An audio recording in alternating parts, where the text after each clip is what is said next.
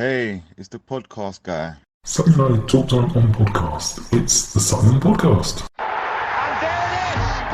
Sutton United of the GM Vauxhall Conference have put out First Division Coventry City, winners of the FA Cup themselves less than 2 years ago. And what a moment to enjoy for the fans of this Surrey side. They've had their moments before, but never one like this. But the whistle goes now. Delight for Sutton United. Sutton United from the National League are through to the last 16 of the FA Cup.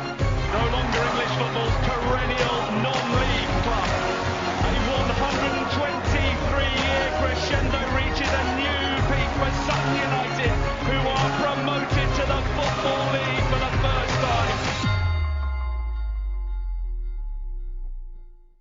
Hello and welcome to another episode of Sutton United Talk Time on podcast.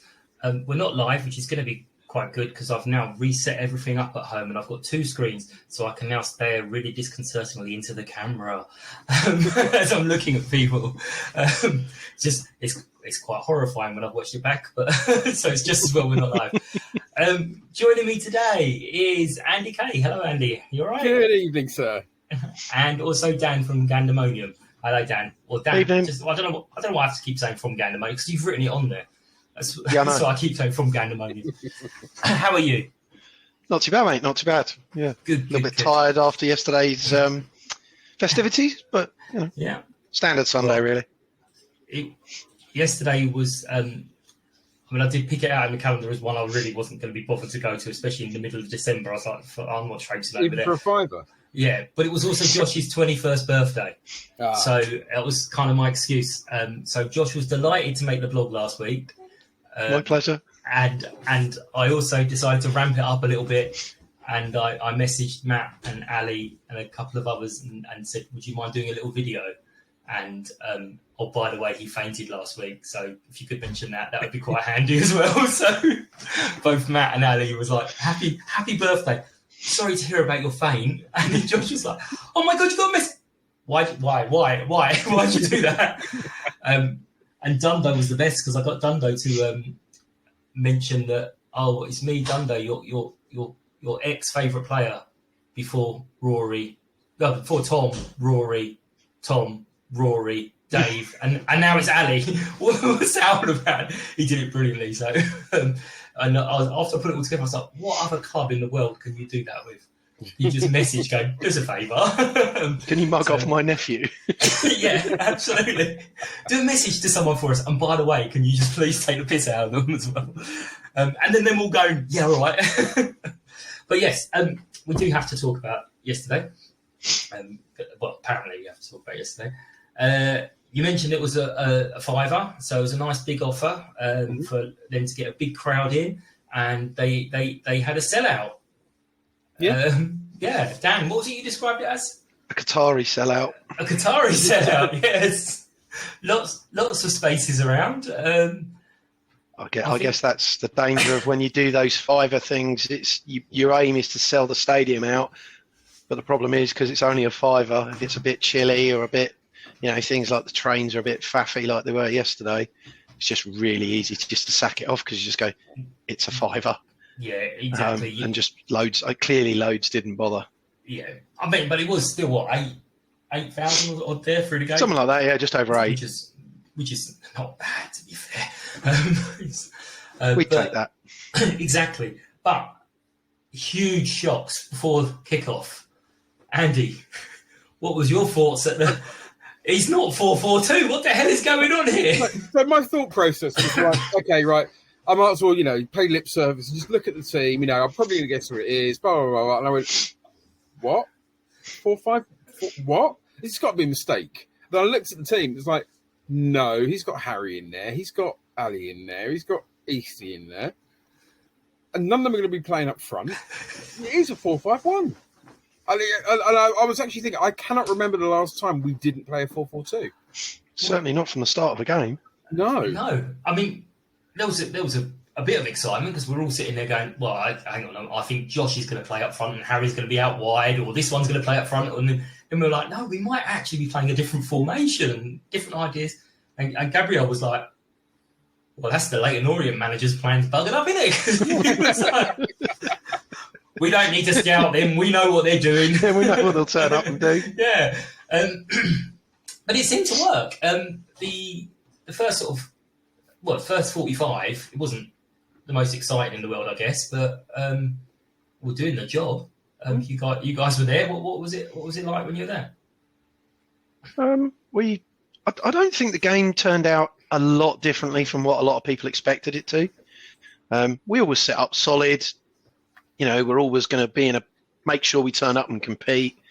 And yeah, that's what we got. I thought it was a little bit similar to the Stevenage game in that we did a lot of stuff really well, like the basics and the way we set up. Our shape was superb. We harassed, harried, caused them, just threw them out of their rhythm a little bit as well. But just couldn't create a thing. We could barely make the ball stick up top. And it was it was a bit of just turned into a bit of a midfield battle, really. But it was, the performance was all right. You can't really fault the effort or anything as per normal with our lads. So, yeah, I mean, one of their guys was on the forum earlier, and he sort of said, "We've been like that all season. Clubs all come away going, how did we lose to them? How are they doing?" So, like we had last year, I think.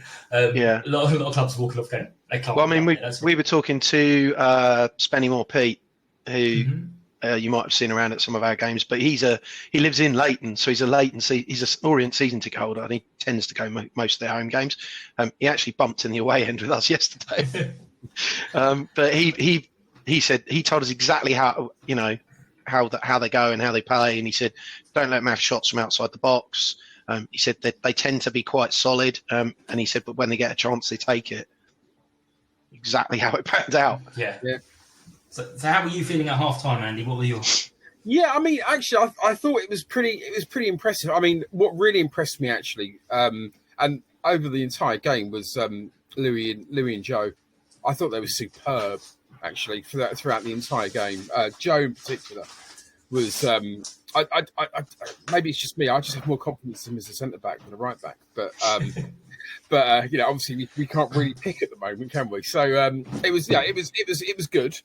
Packing the midfield out, I think, was probably the right thing. But I think the negative side of that, following on what Dan said, was it really didn't give much space for either Josh or Will. I thought Will had a really poor first half, in particular, but it just didn't give him much space. They were almost kind of squeezed out really quite far, and as a result, they didn't really have the space to do a huge amount and provide balls up to Omar. There was a lot of niggly fouls in the first half. Obviously, there was a very early yellow card for them. But it was, I think it was kind of like, actually, we're kind of setting up here for a 0-0. We're coming here for a draw and we'll be happy with the draw. And of course, coming away with the draw, how many teams have done that at Leyton Orient this season? I think it's one, I think. So I think it was absolutely right. And then, of course, the second half happens, where it was just the difference between us really was just a couple of mistakes. Yeah, there was, I can't remember where already, but there was talk about Enzio so far this season. Obviously, we've been raving that he's gone to right back, and is he playing better at right back than he's played on the wing? And someone said, well, actually, who's he come up against? And he was up against someone who wasn't bad yesterday. But generally, there was a mistake, but he didn't do that bad, did he? Or was he? No. I thought he actually marshalled the lad fairly well. He's obviously a big player for them, Smith. But I thought he did. I thought Enzio did a really good, solid stand-in job at fullback, and sadly, it is literally probably the one big error or big mistake, if you like, has cost him. Sadly, just a crap touch. The lads robbed him of the ball, and it was a great hit. Yeah. It's frustrating. I mean, that was literally their first shot on target. Yeah. And it's shades of the whole Swindon thing where it drops to the one player you think, don't let it go to them. Because any of the other players who took a crack like that, it would have been clearing the stand. But yeah, I mean, it was a good one, despite a mistake. But I mean, that's the thing. 9 times out of 10, that mistake probably wouldn't have led to a goal, but it was an absolute corker from their player. No arguments. Yeah, but I think Matt hinted a few weeks ago. I can't remember which game it was, the interview, but he'd sort of said sometimes you set up where you set up defensively and you guys hit them on the break. The last 10 minutes, you throw everything at them, and I think that was probably more the game plan of let's keep it tight, and then the last few we'll chuck on the kids and see what they can do. But we didn't really. Once it was 1-0, I think you tweeted it, Dan, that the game was over. We didn't really look like we're gonna. I mean, I don't think we deserved to win the game. Not even close. I thought we were decent value, but I also thought 2-0 slightly flattered it. I don't think that did justice to our performance in general. I thought 2-0. I don't think they were 2 goals better than us, but having said that, again, we didn't really create much in the way of goal threat. I mean, the most disappointing thing was when we were getting set pieces, especially in the second half. We won 3 or 4 corners, and all the delivery was bloody awful from every single one. And when you're kind of maybe chasing a game or you're in a tight game like that, you've got to, when you get an opportunity like that, and we pride ourselves on them, things like set pieces, the delivery needs to be better, because then you can at least put them under some pressure. But if it's hitting the first bloke every time or straight to the keeper, then you're just kind of giving them an easy out, really. Yeah, sorry, I'm dying. I keep coughing. Hopefully I've hit mute every single time. But yeah, the second goal didn't really matter, but just unfortunate. You can't legislate for that. I mean, it was a freak goal. I mean, yes. Louis had made a very similar block in the first half and diverted it away from goal. Ali just was stretching, and it was low enough that he got his foot under it, and it looped over Rosie. So, I mean, at that point, I don't think it really mattered too much. I don't think we hadn't shown any like we were going to get a goal back, but that certainly just last 10 minutes just killed the game stone dead. And the good thing for me there is it was Josh's birthday, and that's his favourite player, so that all added to it for him. But yeah, so we haven't lost much. I think both of you guys said separately it was a free hit, and we haven't really moved. Right, I'm just going to grab a drink because I'm dying. 1 second. This is where we do a tap dance or something, Do you have an intermission, Mike? You got some halftime entertainment or something? I'm surprised he didn't crack open one of his favourite jingles, because they always get some sort of attention. Yeah, he's always got a strange jingle ready to go.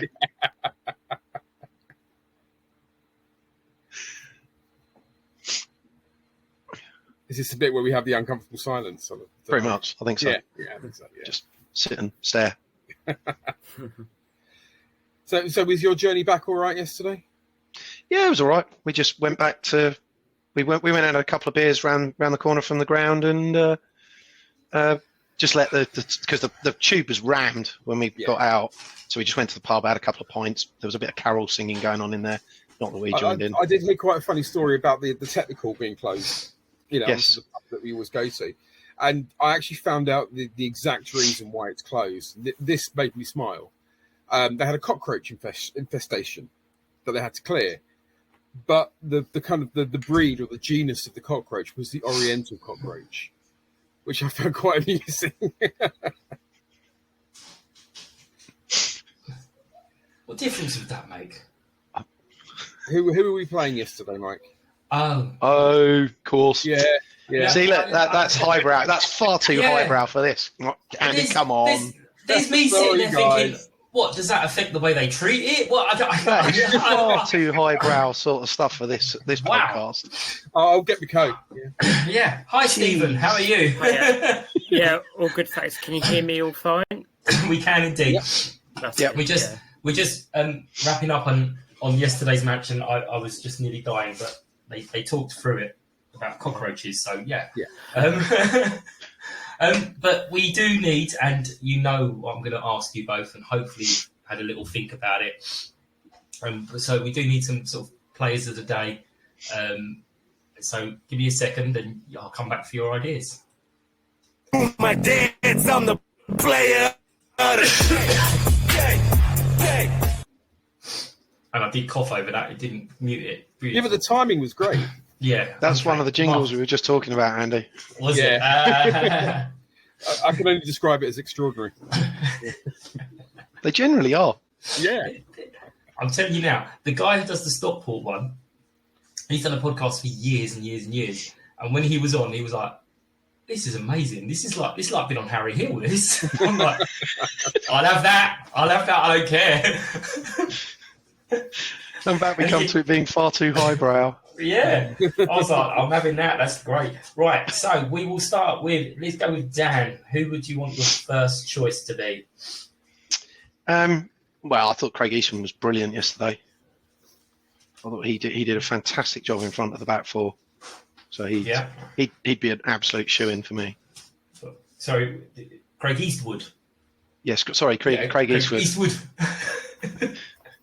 And Andy, who's your first? Oh, choice? Joe Kizzy. Lovely. And Dan, your second? I'll probably go with Lewis because he had a very solid game as well. Made a couple of very timely interceptions in the box and a couple of good blocks. So he was very solid generally. So yeah, I'd stick him down as well. But I need to just check this because I've been calling him Louis for years. I believe it is Lewis. We've been told off. We've been calling him Louis for years, and then I think it was him himself saying it's Lewis. Oh, cheers, mate. Right. So I did my Elf on the Shelf thing with Lewis on Chewy. Yeah, I actually meant to talk to you about that, but I forgot. Sorry. Marvelous. Louis on Chewy. Yeah. Yeah, I'll tell you one more about them in a second. Andy, who's your second and final? I think actually I'd probably go for Harry. Harry? Some of the touches he made was sublime during that game. There were kind of like little kind of like back heels and drag backs and stuff like that. And for somebody who's been out for a significant amount of time, and really it's been only his second game back, I thought, we were already starting to see him back as a full-on player again. Excellent, lovely. Well, tomorrow's Elf on the Shelf thing is shockingly bad. So much so, I was crying for about 22 minutes when I did it.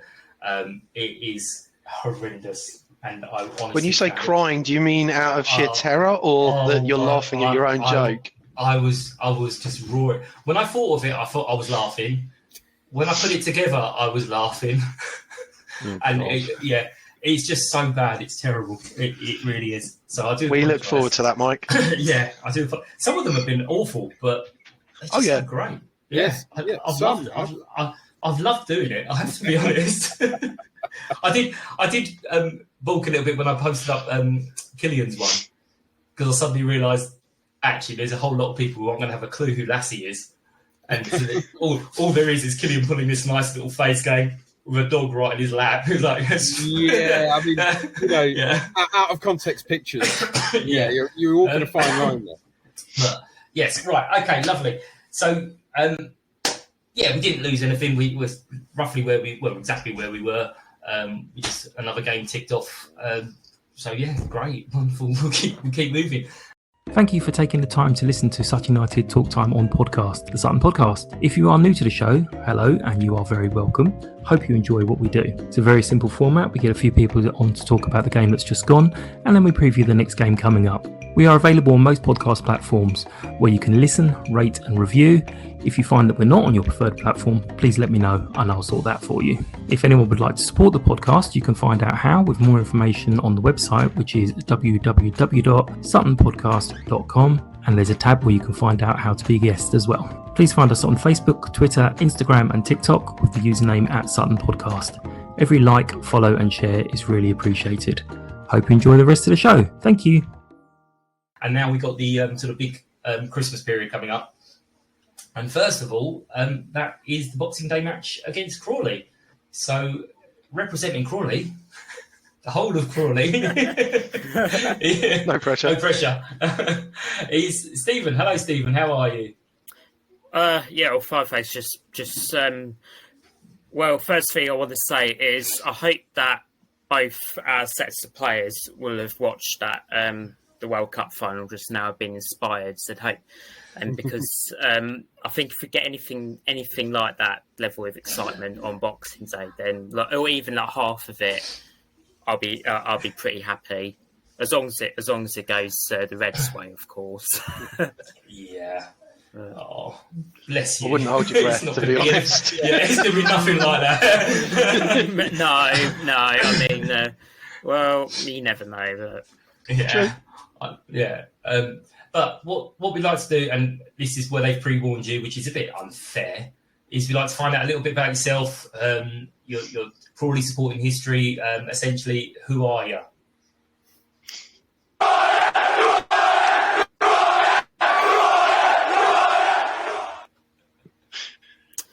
There's also just long enough. There's just long enough between those jingles for people to start talking, and they go, "Oh, he doesn't want me to talk." It's just the awkward silence. It's great. Yeah, it's just like. Anyway, I'll get going now. So basically, going back. So I went to my first Crawley game back in 2007. It was when I think what happens obviously when we went shopping there a couple of times. My mum drove past the grounds and she thought, maybe my dad could take me there for one Saturday and all that. And then so I went there. It was 2-1 defeat to Aldershot. I got freezing cold. My dad still mentions about that now and again today. But then I've kind of really got into Crawley a lot more in the last 4 years or so.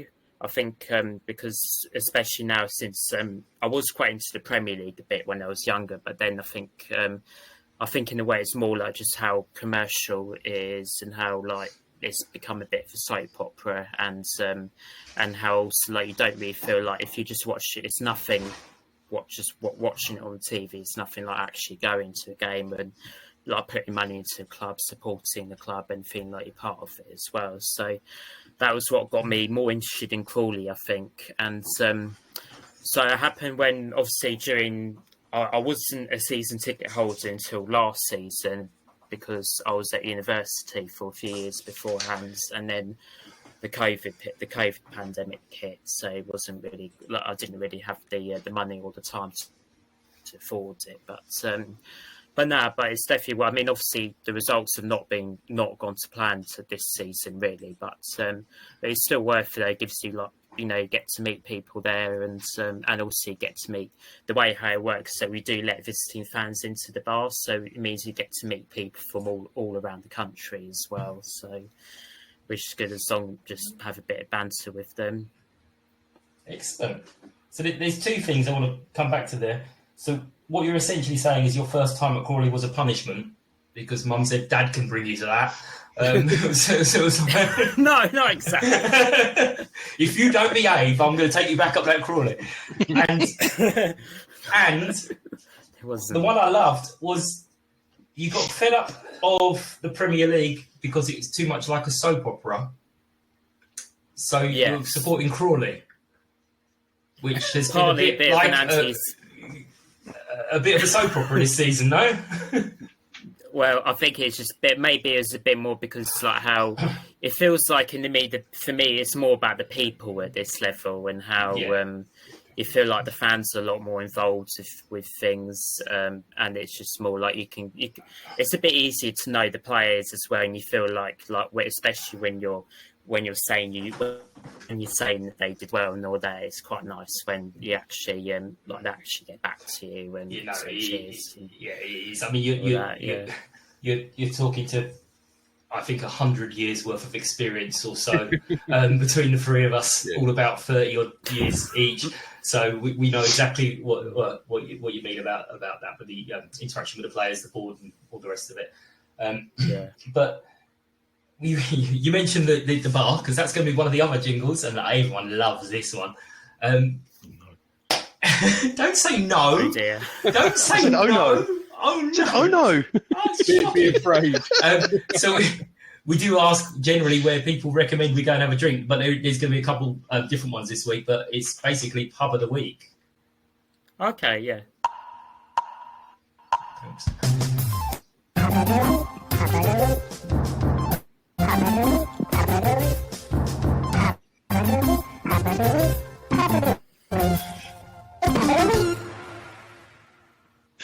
You've surpassed yourself with that one. I didn't think anything could beat the Pizza Cup one, but that's up there. Oh, dear me. And we found the clip that's going out this week. You've surpassed yourself with that one. I don't even know what to say. Honestly, these ideas come to me at like 2:00 in the morning, and I'm like, "Yay, that'll be good. Let's do it." And unfortunately, the modern world technology allows me to do this shit. Actually, when you think about how a lot of the great albums in the past are made, when they were all like really on all kinds of stuff. So, yeah. Yeah, well, come on, Mike. What medication is this? Do we have to blame for this? I don't even drink. I have a pint every now and then, but that's about it. I have no excuses. I'm just oh dear, a damaged man. So you've mentioned the clubhouse and drinking beforehand as well. So it is all kind of a mixed bag. I know there's a lot of places in town. There's other bar. Is it still open? Where you guys went last time, Dan? Was it I can't remember the name of it. I mean, we drank pre-match last season. We drank in Hawley because Tot's mate Woody has a little dive bar there, which is great fun, but it's just a faff getting over to Crawley from there. So I couldn't really recommend. I can recommend it as a bar, but not really for pre-match. If you're going to Crawley. Yeah, but it is a bit out of way of town as well. So realistically, it was a pain in the arse getting taxis over and stuff before the match. It was a bit of a faff, so I couldn't recommend that one. Yeah, maybe if you ever play Hawley in the FA Cup or something like that, or if they were to shoot up the leagues, then maybe worth remembering that. Oh yeah, I can definitely recommend it if you're playing Hawley. Not a problem. But yeah, so realistically, it's going to be the places in the ground, isn't it? So yeah, so there's the Reds bar, which is I think and they've really up this season. They have really improved the food as well. So you can get there's a pizza van outside it now where you can get a pretty good quality pizza from there.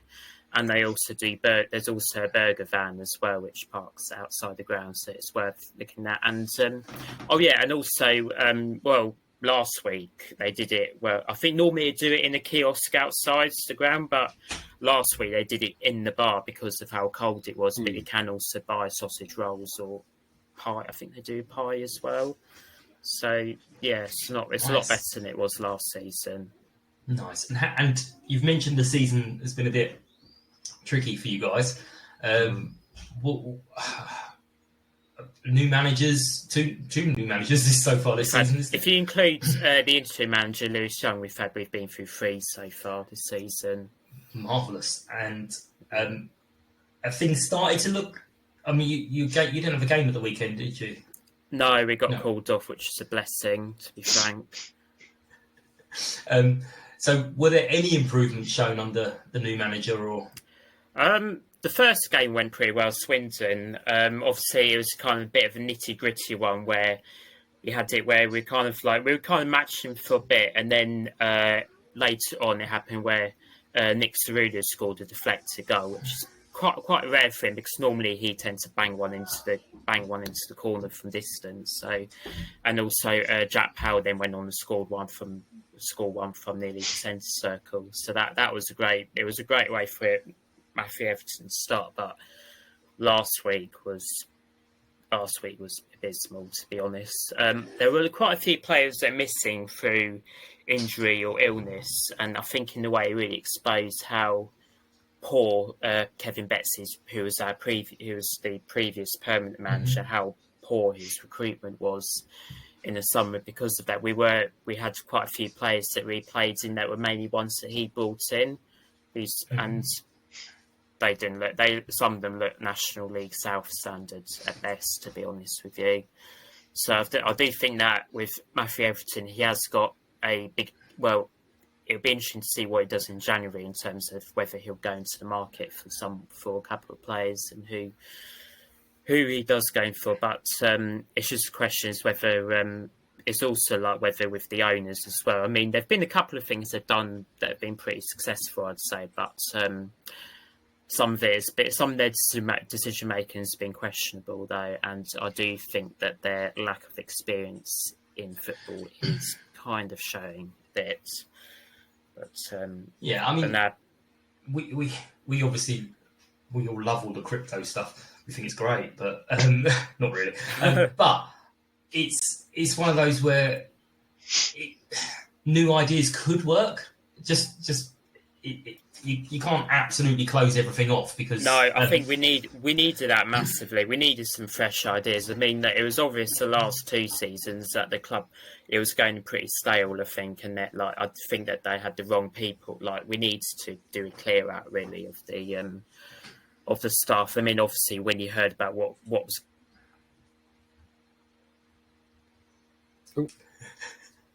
Oh, frozen. He may have been able to reveal something there.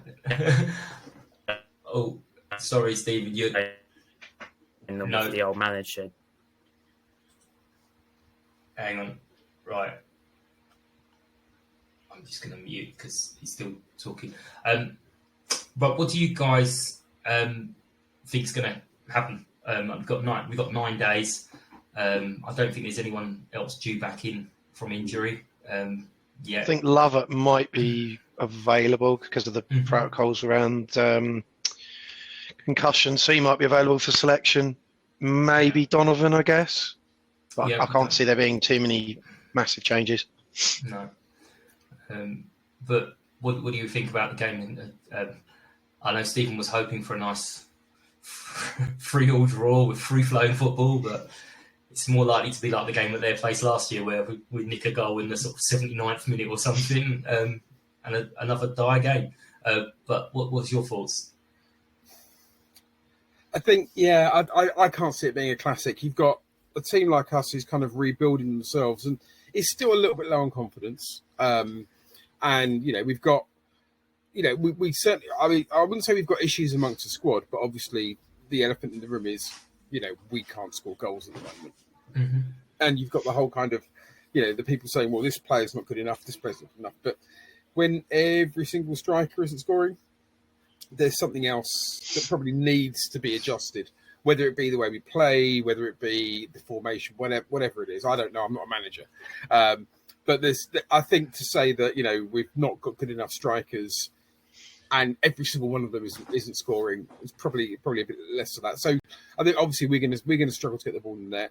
Crawley are in a very strange place at the moment. 3 managers, their entire squad is on the transfer list. They've got last year's top scorer, Dom Telford, who actually wouldn't look out of place in our team at the moment in terms of how much he's scoring. I don't know. I think it's just going to be a really, really drab game where somebody might nick it. Yeah. Well, I don't think it's going to be a classic. I think it's more going to be. I think my Wi-Fi went. I think it was just in my room. The Wi-Fi just suddenly went off, and because I've moved to a different room, so hopefully that will. No problem. We were just saying we know that you hope it was going to be a nice 3-3 draw, but we're going a bit more realistic. And I'll come to you in 1 second. Dan, you're going to say. I think it's going to be tight. We're kind of into that stage at the moment where it's get through games, try and pick points up. I think we've obviously got to try and go for a win because we just want to, as we saw yesterday, we're not quite there to trying to stand and compete with sides like Orient. We can match them in certain areas, but as Andy said, we're not scoring anywhere near enough goals. So you've got to look at the teams around you as the ones that you're going to try and pick up points. And with the 3 games over Christmas and Crawley being one, you've got to be looking to go there and at least get a win. But as much as I'd love to see a pulsating 3-3 draw and come away and think and go home and have a nice extra bit of second Christmas dinner, I think it's going to be 0-0, 1-0 either way. Hopefully it's us that nicks the win, but I just don't think it's going to be a great game. But you never know. Yeah, it'll be our catchphrase is not one for the purist. I probably should put that on a t-shirt as well. As not one for the purist. That, but how much will we sell them for? And so, Stephen, what's your thoughts on the actual game? So I think on this game, obviously, we've had a little bit of an unexpected break. So I do think that might help us, because normally whenever we have a bit of a longer break, we do tend to bounce back very well. I've noticed that trend in the last season or so. So interesting. Hopefully we'll have a few of our better players available as well. But as for the game, I'll take a 1-0 win. To be honest, like any win, I'll take. Like, it doesn't matter if it's just a 1-0 where it just goes. Like, I don't care how it goes in, just because the position we're in, we need to get points really, just to kind of keep away from the teams that are at massive risk at the moment. So yeah. When we were arranging this, I've just got to tell you, Stephen and I's comments on the messages backwards and forwards as well. Well, we're going to lose this because of this, and this. Oh, yeah, but we're going to lose it because of this, and this. And we're going to lose it because... And it's like, that's proper football fans, isn't it? That's like, well, this is why we're shit. What's been going on with Sutton, though? Because last season it was going really well, but do you reckon it might have been that teams might have worked out how to play against them or something like that? A little bit of that, and also just so many bloody injuries. It's just I don't think we can really stick a settled sort of top at our best 11. We can't get them on the pitch for more than a game at a time by the looks of it. So just hopefully New Year, get a few bodies back fit, and if Matt's allowed to bring in new recruits, maybe 1 or 2 there, and see if we can kick on a bit more. Yeah, I don't think we're in no danger of going down or anything. I don't think. No, there's some teams in there that are really, like, I think Gillingham are in. Like, it's also more the case. A lot of them down at the bottom, I find, where they're normally they're mismanaged off the pitch as well, and that seems to be the reason why teams have been relegated the last few seasons. So, well, I think Gills have got a possible new owner coming in. Someone said. So I'm looking forward to them signing 52 new players in January. I also think we massively overachieved last year. So a lot of the results, the close ones, fell in our favour, whereas this year they're not falling in our favour. So someone showed me a table actually this morning, and we're only about 6-7 points off where we actually were last year. So it's not been a disaster. I just think there's quite a few sides who've been a bit better. Yeah. Who have improved. Maybe. They've gone on a notch. I mean, you just look at Orient. They've got like 50 points already. And that's, I mean, even with the start Forest Green had last year, they're a good 7-8 points ahead of where Forest Green were as well. Yeah. So... Yeah, and Stevenage also. Like, I think Stevenage would have been top last if they had this many points last season in comparison as well. So... I think it just shows really a lot of those teams how important having a decent manager can do to your fortunes in this league, really. Because I think how Stevenage, they were really struggling for a few seasons, and then when Steve Evans comes in, he's almost like instantly turn them into title contenders. So but that's Steve Evans, so it's all going to fall apart quite quickly. At some point, whenever someone offers him more money, so. Maybe us. Did you get into a fight with some of his players? The usual stuff. Did you hear his interview with Gabriel Sutton the other day? Haven't actually got a chance to watch it yet. I was like, he comes across as an all right bloke. I'm going to be honest. He doesn't seem like he's actual. Didn't he? Yes, he seems quite nice. I think as he's got older, he's mellowed out quite a bit more, and so I think you can maybe tell that how that's probably why he's still kind of doing well nowadays. When a lot of people from like his era and they've kind of really totally fallen off the map. Like, I think the thing is not as controversial as he was when he was at us, for example. Yeah. And so I do think that's probably age. I think more than anything. Yeah, I think there's certain things he's not taking himself seriously on. Because there was a picture of him a few weeks back standing with his cat outside on the gate or something, just wishing everyone, giving some message to the fans. I was like, this is just bizarre.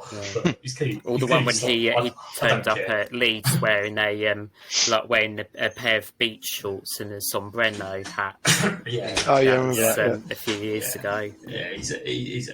Yeah, but he came across very well. I was like, have I got the right? Am I thinking of the right person here? But no, it was all good. But that's about it, guys. I've kept you quite long, and I thank you very much for your time, and thanks everyone for listening. Hopefully you enjoyed it. If you follow us on social medias at Sutton Podcast, you should have been following anyway because you're missing out on the great elf on the shelf. I'm using the term loosely again.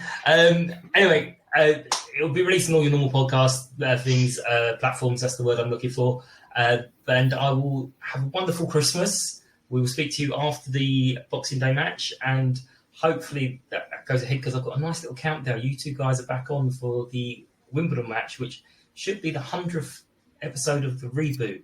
So I know.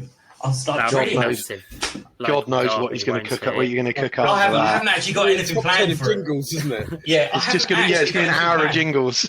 Yeah, but I've not got anything planned. But I'm off for a week. Oh God! Yeah. Me and the 5-year-old can go mad. We're going to get her a keyboard for Christmas or something. No, we're not. But yeah, thanks for your time. Thanks for listening, and we'll see you all soon. Take care. Bye-bye. Thank you very much. Cheers, everyone. Have a good one.